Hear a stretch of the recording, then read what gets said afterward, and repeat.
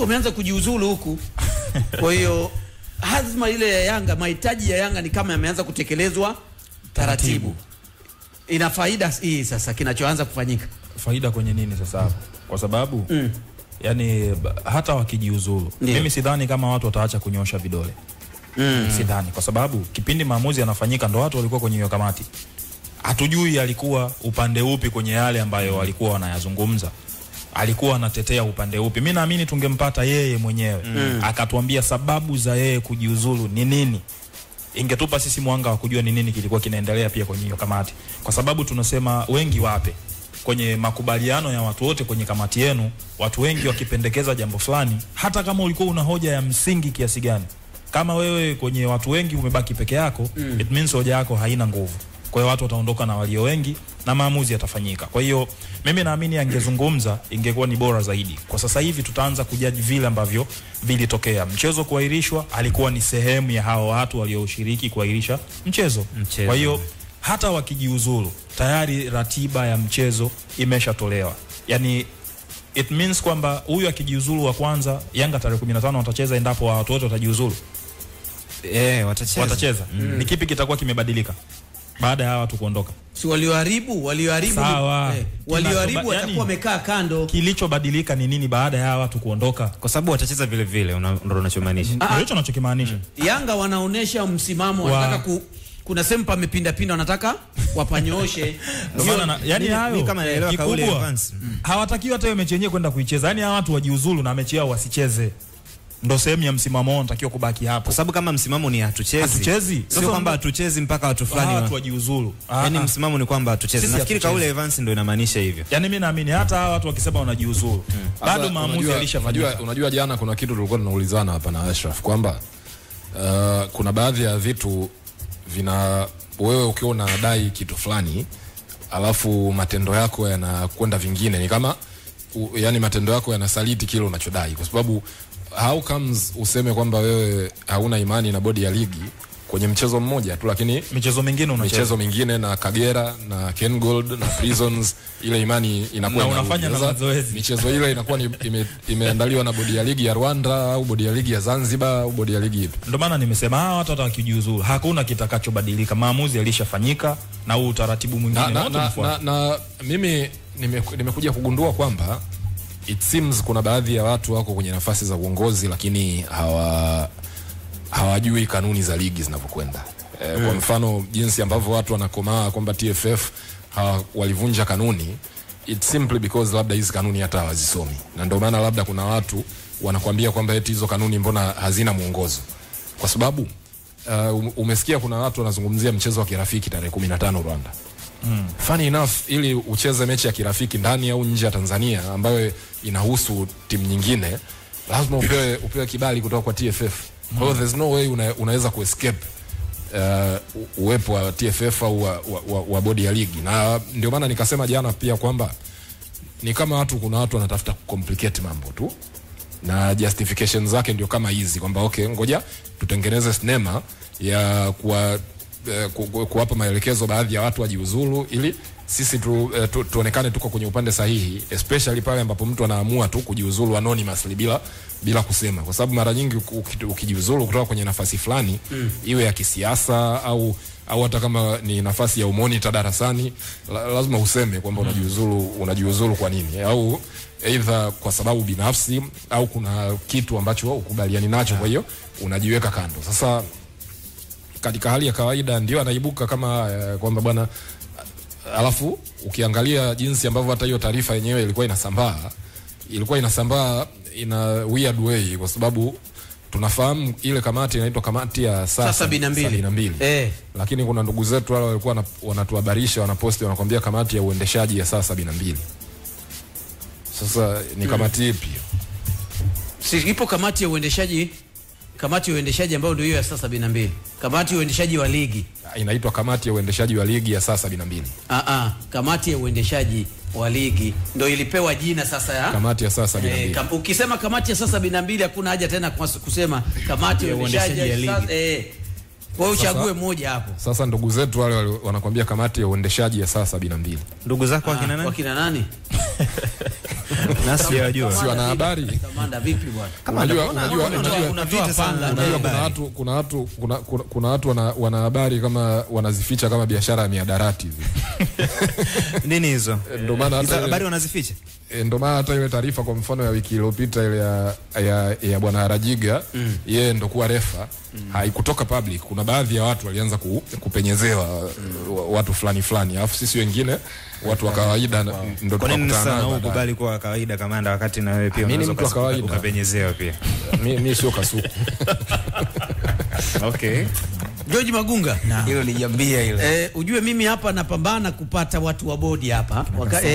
Tuwasikie wao na huyu mjumbe na wengine. Wewe unataka kusikia mawazo yako kwenye hili. Kabla George hajatoa mawazo, labda Rich, kuna watu unajua ni naturally curious people. Yani by default yeye mtu nature yake ni mtu curious tu. Yani ukimuuliza hili, kwa mfano kama unakumbuka umeangalia ile sinema ya Yesu ile, Mafarisayo wale walikuwa kabla ya kwenda kumuuliza Yesu maswali kwanza wanajadiliana kwa bana, huyu mwamba tukimwambia hivi atatuuliza nyinyi mamlaka mmepata wapi. Lakini kuna watu wengine wao taarifa wakiipata hawaichakati, hawaitafakari wala hawaulizi maswali. Wao hii tuipeleke, wanaipeleka kama kamanda bwana. Wewe tuachane na hayo mapanga. Tuachane na hayo mapanga bwana. George Magunga. Naam. Nini mtazamo wako kwenye hili? Yaani unajua bado mimi mpaka leo ukiwasikiliza watu wa Yanga wanahitaji hatua zichukuliwe, lakini sababu zitolewe na wale walioahirisha mchezo. Kwa nini waliahirisha ule mchezo? Taarifa za kiuchunguzi ambazo walisema zinafanyika zimefikia wapi? Na watu wajiuzulu. Lakini sasa watu wameanza kujiuzulu na taarifa hawajatoa. No, sasa inashangaza. Mmoja tu amejiuzulu. Inashangaza. Ndio mmoja atafuata wengine. Kwamba wajumbe wote wanatakiwa wote wawepo wakati wanatoa taarifa ya uchunguzi kwamba bana hiki tunatoa taarifa wote. Lazima kuna mzungumzaji mkuu atakuja atatoa mwakilishi. Sasa na atatoka wapi kama watajiuzulu wote? Semenza mmoja. Bila George.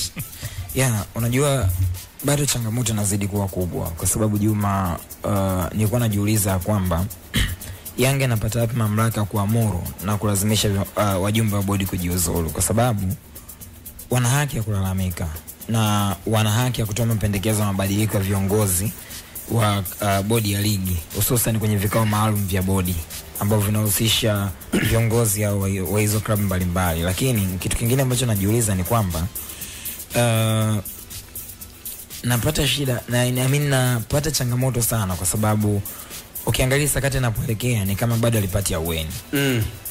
Bado hali inazidi kuwa mbaya, na umeuliza maswali ya msingi kwenye hiyo sakata kwamba inakuwaje kuna baadhi ya viongozi inasemekana wanajiuzuru, na bado hatujapewa majibu ambayo walituambia naenda kufanya uchunguzi kisha watarejea na majibu ambayo yanaeleweka. Mimi kwangu shida sio kuahirisha mchezo. Shida inakuja ni kama pia mamlaka za soka zinataka kutafuta shortcut kwenye hili jambo, kitu ambacho sio sawa sawa.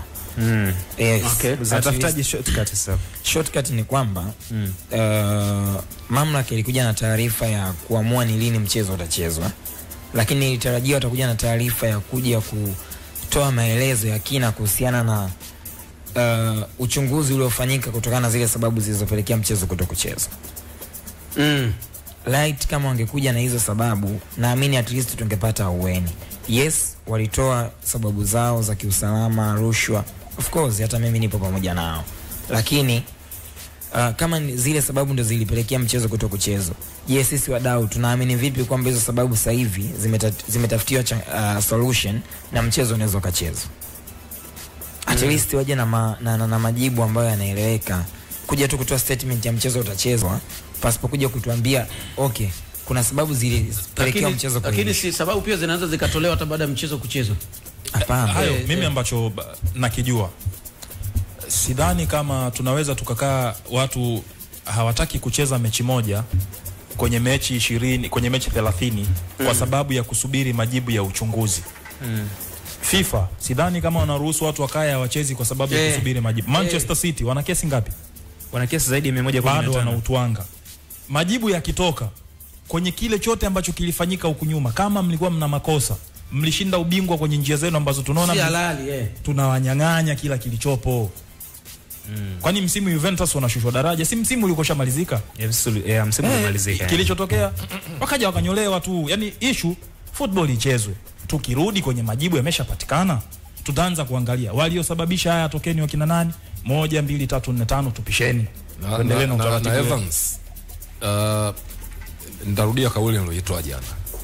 Unajua kila kitu kwenye mpira wa miguu kwenye hii level ambayo tunaita top level, professional level, sawa, kinaendeshwa kwa mujibu wa kanuni, sio utashi wako wewe au maoni yako. Ndio maana jana nilikuwa nazungumza na Ashraf hapa.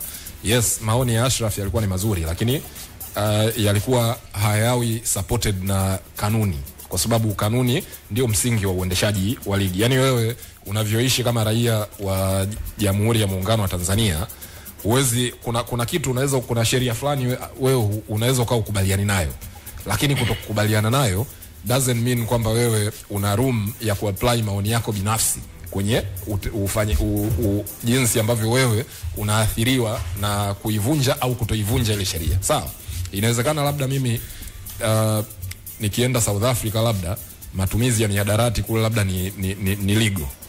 Sasa kwa maoni yangu binafsi, au nikienda Amsterdam labda, kwa maoni yangu binafsi, kwa bwana, ili mimi naona hata Tanzania linafaa kuapply, na kuja Tanzania hapa na pita wazi natumia, nitakamatwa na siwezi kujitetea kwamba bwana unajua tukiwa South Africa kule au tukiwa Amsterdam hivi vitu watu tunapiga tu free. Sasa kwa nini? Kwa sababu wewe kama raia wa Jamhuri ya Muungano wa Tanzania uko chini ya sheria ambazo zinatokana na katiba ya Jamhuri ya Muungano. So hata hii issue, when TFF walipoahirisha mchezo walikuwa guided na kanuni, na this is a fact, whether wewe unakubaliana nao au haukubaliani nayo. Na hilo walishalisema waka kwenye andiko lao walitoa. Yes, tutafika.